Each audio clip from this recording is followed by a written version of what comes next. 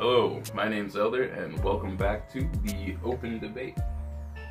So, I'm hoping this is going to be my last time speaking about Covington, but I felt as though there were a few more things that needed to be said.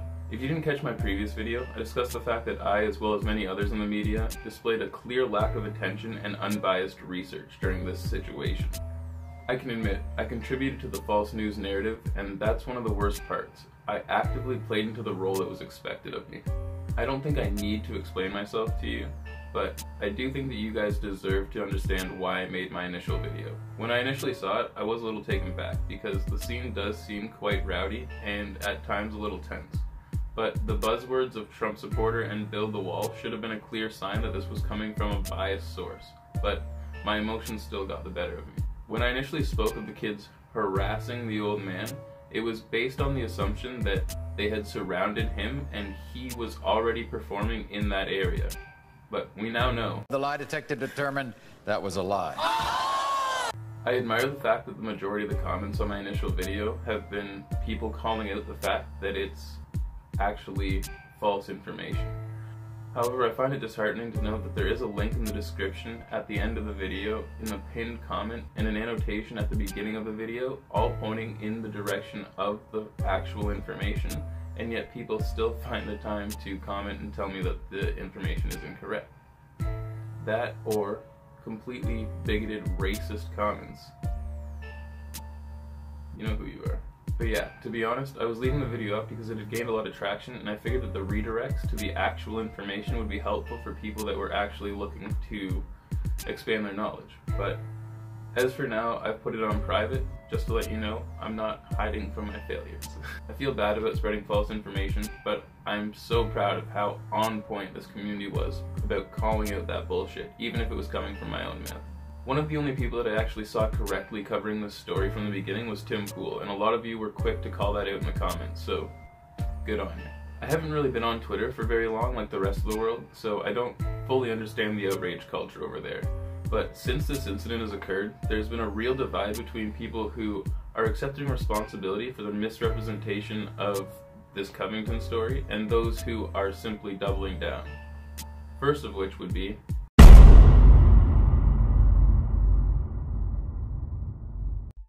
Nathan Phillips. I'm sure that you've all seen this interview he conducted with CNN shortly after the event occurred, but for context, I'm going to play a short clip. I had put myself in a really dangerous situation, you know. There's like, here's a group of people who were angry at somebody else, and I put myself in front of that, and all of a sudden, I'm the one who's all that anger and all that wanting to have the freedom to just rip me apart, you know. That was scary. I'm a Vietnam times veteran, and I know that mentality of there's enough of us, we can do this. Now, I can't say for certain that he's lying, but a Vietnam times veteran should certainly know the difference between a bunch of confused children who you just walked into banging a drum and a bunch of wild savages waiting to tear you apart. Oh, wait.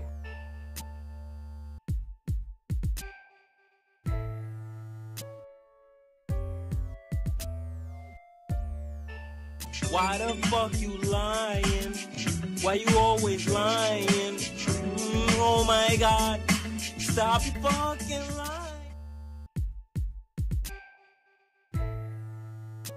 Now, this is unconfirmed, so I'm not about to jump to any conclusions for a second time, but needless to say that the validity of Nathan Phillips' character is definitely under scrutiny by at least some of the media at this point.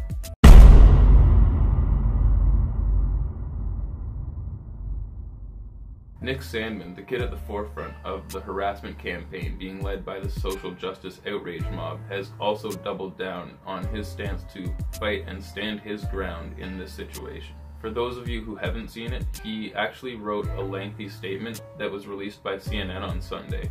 I'll read you a portion of that now. Statement of Nick Sandmann, Covington Catholic High School Junior, regarding incident at Lincoln Memorial.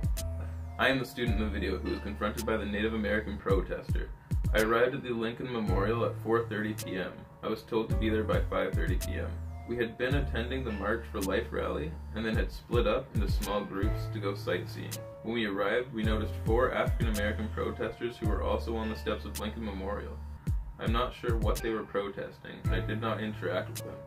I did hear them direct derogatory slurs at our school group. The protesters said hateful things. They called us racist bigots, white crackers, faggots, and incest kids. They also taunted an African American student from my school by telling him that we would harvest his organs. At no time did I hear any student chant anything other than the school spirit chants. I did not witness or hear any student chant "Build the Wall" or anything hateful or racist at any time. Assertions to the contrary are simply false. Our chants were loud because we wanted to drown out the hateful comments that were being shouted at us by the protesters. After a few minutes of chanting, the Native American protester who hadn't previously noticed approached the group. I never interacted with this protester. I did not speak to him. I did not make any hand gestures or other aggressive moves. To be honest, I was startled and confused as to why he had approached me. We had already been yelled at by another group of protesters, and when the second group approached, I was worried that the situation was getting out of control, where adults were attempting to provoke teenagers. I'll link to the full article down below so you can read his entire statement for yourself, but at this point I think it was safe to say that the story is a little bit more nuanced than we initially thought, and that two sides aren't really matching up. The real question is, what can we actually see through the video evidence given?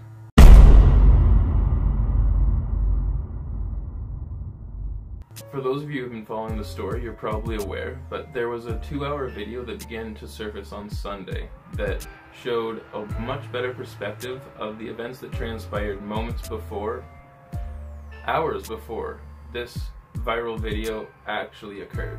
So for those of you who can think for yourselves, it's very evident to see that there were 3 groups involved in this incident.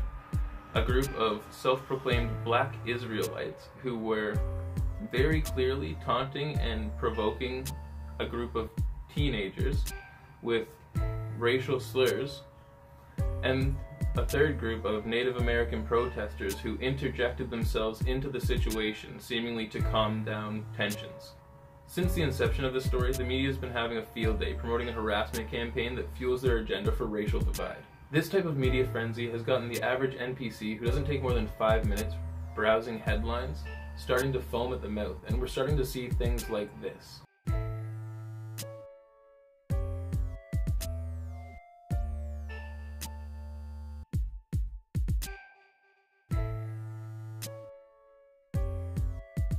And those types of comments spread throughout the internet are the fuel that is driving situations like this.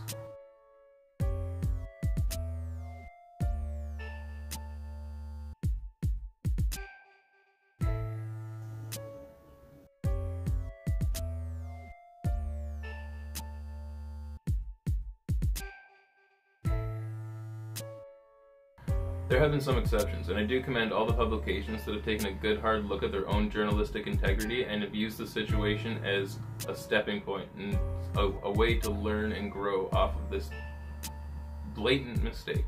The story is still ongoing. As of right now, there is a photo being circulated around the internet of 2 students dressed in black body, apparently out of Covington, but I mean, who knows? We'll see. There's also a young woman who is just now claiming to have been harassed by the group of young boys just moments before this viral incident took place. So let's take a look at that article now, real quick. Woman posts brief video. Covington Catholic boys harassed my friends and I. All we specifically heard was MAGA, build the wall, and some people say they hear derogatory term at the end of the video. A Connecticut woman on Twitter has posted a brief 8-second video citing harassment from members of the Covington Catholic High School group in Washington, D.C. that took place before the incident involving Nathan Phillips. In the tweet, Twitter account holder, the Covington Catholic boys harassed my friend and I before the incident with Nathan Phillips even happened. I'm tired of reading things saying they were provoked by anyone else or than their own egos and ignorance. In this brief video, the MAGA and Trump 2020 hats are visible, but faces of the boys are not clear. Here's the video. Look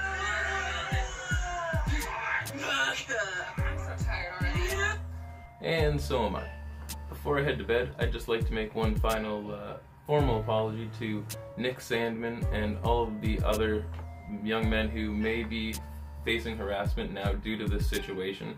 I may not personally know these individuals and who they actually are as people, but what I do know is this particular situation does not warrant the reaction that it's gotten. And therefore, I apologize for spreading that false information. Alright, I guess that's it for now, but I'd like to give a big shout out to those who support the channel, so Dr. Zolati's Magical Music Compass and Brett Allen. Thank you guys.